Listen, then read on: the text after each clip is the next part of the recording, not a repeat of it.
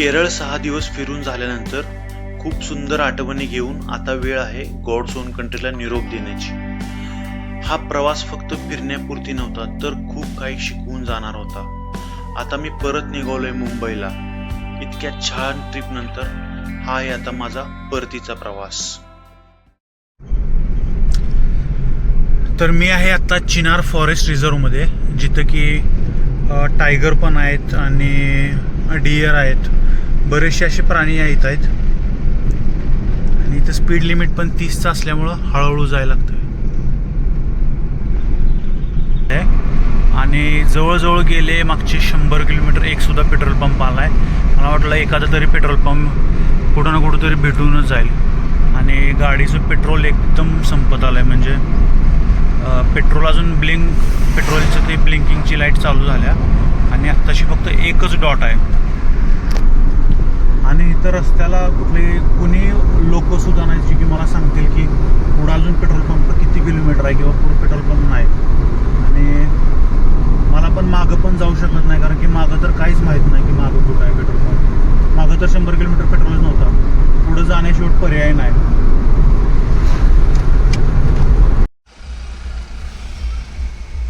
तर पुढं काय तर झालं आहे घाटात.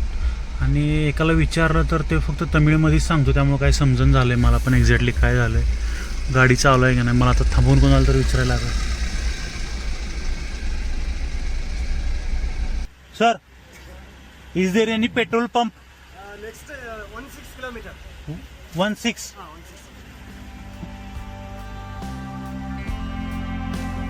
तर इथं चेकपोस्ट होता, गाडी वगैरे चेक झाली फॉरेस्टची.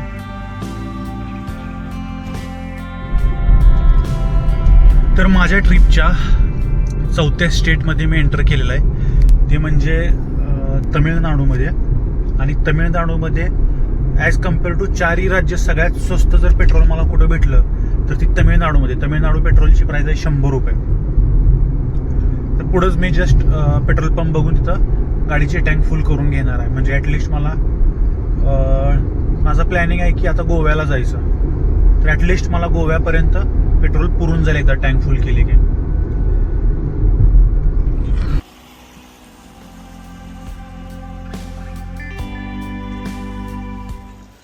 From Mumbai to Kerala, cheapest petrol in Tamil Nadu. Rate. As rate. In Kerala it is 1104. 4. Karnataka same. Maharashtra to very expensive. This is 101. Yes.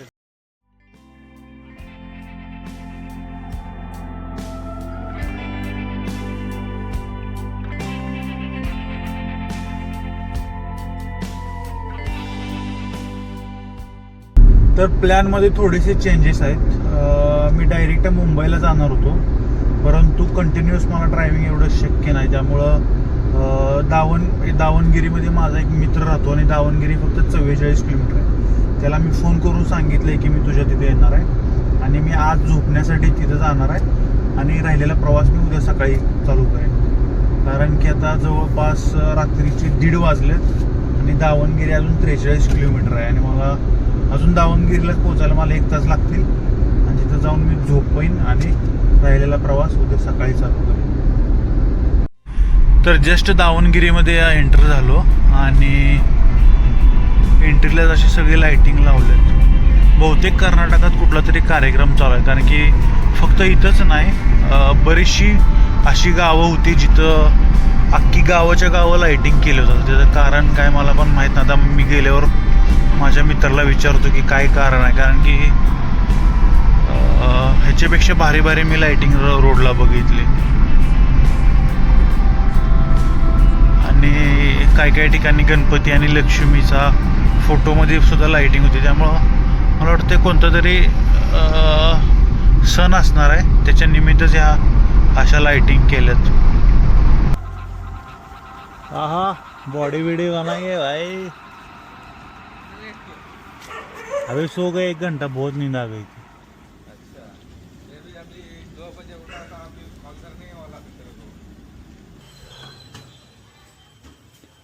तर अशा पद्धतीनं काल मी जिथं राहिलो होतो ती माझ्या मित्राचं घर होतं.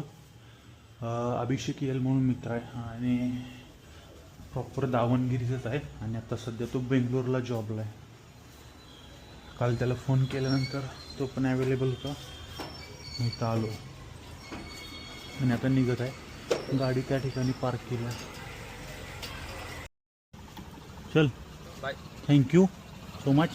मिलते हैं अभी प्लान कर लो तुम लोग. तिरुपति के लिए, नहीं तो तू आजा मुंबई. चल बाय बाय ना. तर स्वागत आहे तुमचं माझ्या या ट्रिपच्या 5व्या राज्यात म्हणजे गोवा या राज्यात. आणि मला Goa on the ways Goa लागलो तर म्हणलं एकदा गोव्याला पण जाऊनच जाऊया.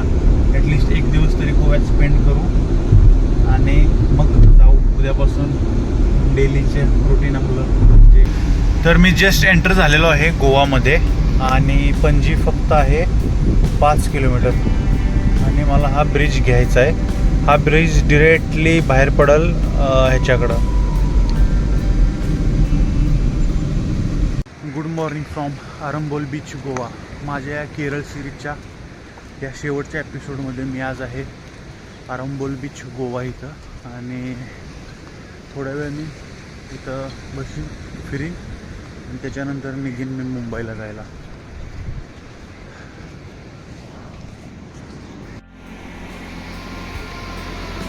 पुढं हा फॉरेनर ॲक्युप्रेशर प्रॅक्टिस करत आहे.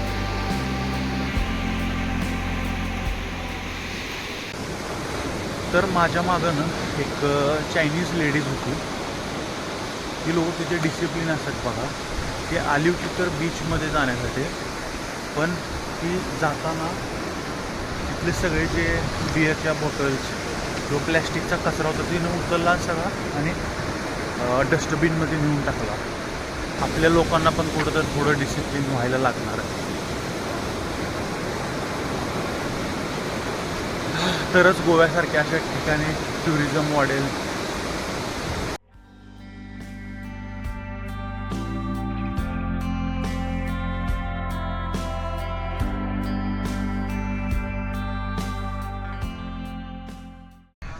तर मी माझी केरळ सिरीज इथंच आरंबोल बीचवर संपवत आहे. ही ट्रिप फक्त ट्रिप नव्हती तर माझ्यासाठी एक युनिक एक्सपिरियन्स होता. तुम्ही कमी बजेटमध्ये कसं ट्रॅव्हल करू शकता, स्वस्तात कसं फिरू शकता, ह्या सगळ्या गोष्टी शिकल्या. त्याच्या व्यतिरिक्त जो मी जसा मी ह्या ट्रिपच्या आधी होतो तसा नाही, माझ्यात बरेच बदल झालेत. आणि प्रत्येक गोष्ट ही पटकन करण्यात नसती, तर प्रत्येक गोष्ट ही तिचा आनंद घेऊन करण्यात असते. ही मी केरळला जाऊन शिकलो. तिथल्या प्रत्येक लोकांकडून काही ना काहीतरी शिकलो.